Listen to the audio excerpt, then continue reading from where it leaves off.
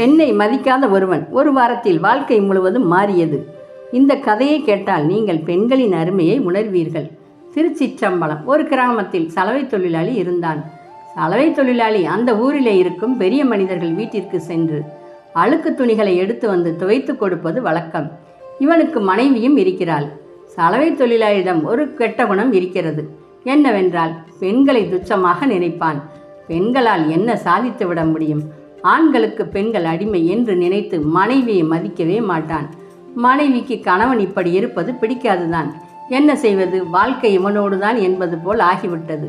வேறு வழியின்றி வாழ்ந்துதானே ஆக வேண்டும் என்ற கட்டாயத்தில் வாழ்ந்து கொண்டிருந்தாள். அந்த ஊரிலே ஒரு ஜமீன் குடும்பம் இருந்தது. ஜமீன் குடும்பத்திற்கு கணவன் மனைவி இருவரும் துணிகளை சலவை செய்து கொடுப்பது வழக்கம். எப்போதும் போல் துணிகளை சலவை செய்து ஜமீன் பங்களாவில் கொடுப்பதற்கு கணவன் மனைவி இருவரும் சென்றார்கள். அப்போது ஜமீன்தார் தன் நண்பர்களோடு பங்களாவின் முகப்பில் அமர்ந்து பேசிக்கொண்டிருந்தார்கள். ஜமீன்தாரின் மனைவி ஒரு நாற்காலியில் கால் மேல் கால் போட்டு அமர்ந்திருந்தாள். சலவை தொழிலாளி பங்களாவிற்குள் நுழைந்ததும் இவனுக்கு வாய்க்கொழுப்பு என்றுதான் சொல்ல வேண்டும். ஜமீன்தார் மனைவியை பார்த்து சலவை தொழிலாளி, ஜமீன்தாரும் அவருடைய நண்பர்களும் எவ்வளவு அடக்கமாக அமர்ந்து பேசிக்கொண்டிருக்கிறார்கள். நீங்கள் ஒரு பெண்ணாக இருந்து கொண்டு ஆண்களை மதிக்காமல் அமர்ந்திருப்பது போல் இருக்கிறது. பெண்கள் என்னதான் வசதியான வாழ்க்கை வாழ்ந்தாலும் ஆணுக்கு பெண் அடிமைதானே என்றான் சலவை தொழிலாளி.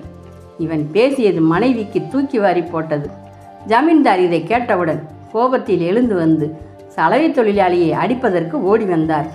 ஜமீன்தாரை மனைவி தடுத்து நிறுத்தி, இந்த விஷயத்தில் நீங்கள் தலையிட வேண்டாம், இவனை நான் பார்த்து கொள்கிறேன், நீங்கள் இவனுக்காக கோபப்பட வேண்டாம் என்று ஜமீன்தார் மனைவி ஜமீன்தாரை அமைதிப்படுத்தினாள்.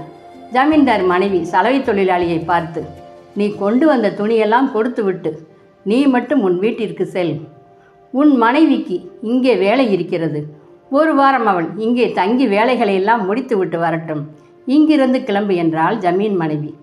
சலவை தொழிலாளிக்கு ஒன்றும் புரியவில்லை. வேறு வழியின்றி அங்கிருந்து கிளம்பினான். சலவை தொழிலாளி மனைவியிடம் ஜமீன் மனைவி, நீ இங்கு இருக்கும் வேலைக்கார பெண்களோடு தங்கிக்கொள். உன் கணவனுக்கு பெண்ணின் அருமை பெருமை தெரியாமல் நீ இங்கிருந்து போகக்கூடாது என்று சொல்லி உள்ளே அனுப்பி வைத்தாள். வீட்டிற்கு வந்த சலவை தொழிலாளிக்கு என்ன செய்வதென்றே தெரியவில்லை. வீட்டில் பொருட்கள் எல்லாம் போட்டது போட்டபடி கிடந்தது. இவனுக்கோ சலவை செய்யும் வேலைதான் தெரியும். மற்ற வீட்டு வேலைகள் எதுவும் தெரியாது. சலவை தொழிலாளி சாப்பாடு தண்ணியின்றி 3 நாட்கள் கழித்தான். அவனால் வீட்டில் இருக்க முடியவில்லை. ஜமீன் பங்களாவிற்கு சென்று தன் மனைவியை அழைத்தான். ஜமீன்தார் மனைவி, இன்னும் 4 நாட்களுக்கு அவளுக்கு இங்கு வேலை இருக்கிறது, அதனால் அவள் இப்போது உன்னோடு வர முடியாது என்று அனுப்பிவிட்டாள். ஜமீன்தார் மனைவியிடம் எதுவும் பேச முடியாமல் வீட்டிற்கு வந்தான் சலவை தொழிலாளி. வீட்டிற்கு வந்தவன் கோபத்தை யாரிடமும் காட்ட முடியாததால் வீட்டில் இருந்த பொருட்களை எல்லாம் தூக்கி போட்டு உடைத்தான். மனைவியை நினைத்து அழுதான். வீடே 2 பட்டது போல் ஆகிவிட்டது. 2 நாட்கள் கழித்து மனைவி இல்லாமல் இனி ஒரு நாளும் இருக்க முடியாது என்று மீண்டும் ஜமீன் பங்களாவிற்கு சென்றான். ஜமீன்தார் மனைவியின் காலில் விழுந்து, தாயே, என்னை மன்னித்து விடுங்கள். என் மனைவி இல்லாமல் ஒரு நிமிஷம் கூட என்னால் இருக்க முடியாது. நான் உணர்ந்து விட்டேன். பெண் என்பவள் வீட்டின் மகாலட்சுமி. ஆணுக்கு பெண் அடிமை இல்லை, இருவரும் சமமே. பெண்ணின் அருமையை வார்த்தைகளால் சொல்ல முடியாது. தாயே, உங்களை தரக்குறைவாக பேசியதற்கு நீங்கள் என்ன தண்டனை கொடுத்தாலும் நான் ஏற்றுக்கொள்ள தயாராக இருக்கிறேன் என்றான். அதற்கு ஜமீன்தார் மனைவி, ஒரு ஆணுக்கு பெண் எவ்வளவு உறுதுணையாக இருக்கிறாள் என்பது மட்டும் போதாது, மனைவியை மதிக்க தெரிய வேண்டும். பெண் என்பவள் உன் குலதெய்வத்திற்கு சமமானவள். இப்போது உன்னை மன்னித்து விடுகிறேன். உன் மனைவியோடு சென்று சந்தோஷமாக புது வாழ்க்கையை தொடங்கு என்று சொல்லி கணவன் மனைவி இருவரையும் அனுப்பி வைத்தாள் ஜமீன்தார் மனைவி. இருவரும் ஜமீன்தாருக்கும் மனைவிக்கும் நன்றி சொல்லிவிட்டு வீட்டிற்கு வந்தார்கள். சலவை தொழிலாளி மனைவியின் கைகளை பிடித்து கொண்டு, இதுவரையில் உன்னை மதிக்காமல் வாழ்ந்து விட்டேன். பெண் என்பவள் வீட்டின் கண்களை போன்றவள்.